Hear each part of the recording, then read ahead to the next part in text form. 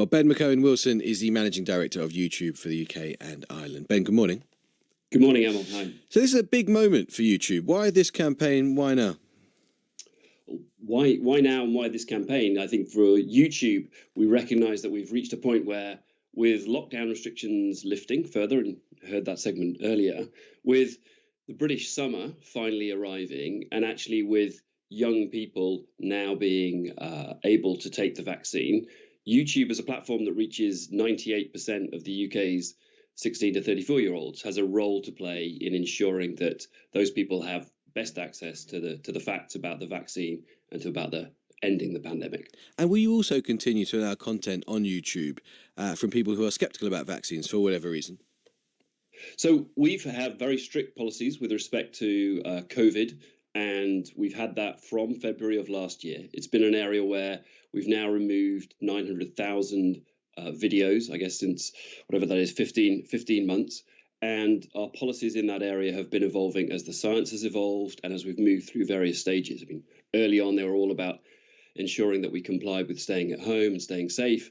More recently, they've been around vaccines and vaccination. But are people allowed to say, are people allowed to say on YouTube, I don't think the vaccine's a good idea? No, we've got our policies mirror both the World Health Organization and in the UK, the NHS's view on vaccines. I think our view there is they are the authoritative voice, and it is against their views on vaccines, so efficacy, harmful side effects. It is against their view on vaccines that we will enforce policies and remove content. But a lot of people would say you must have a pretty dim view of free thought and free speech if you're going to be policing what people can say about vaccines. I mean, you don't have to be a conspiracist necessarily to take against a vaccine for whatever reason. I mean, are you so determined that you follow the public health guidelines that you don't allow people to be sceptical of a vaccine on YouTube? So I think in COVID, we have seen with the incredible, kind of what we are seeing has been the public health issue of our time, hopefully of our lifetimes.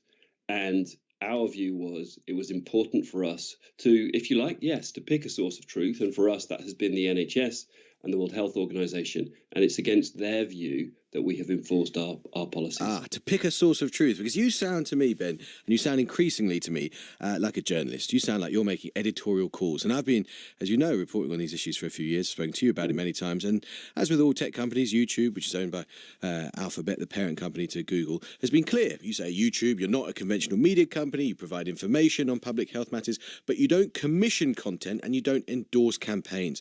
That's the sort of thing that newspapers, journalists do.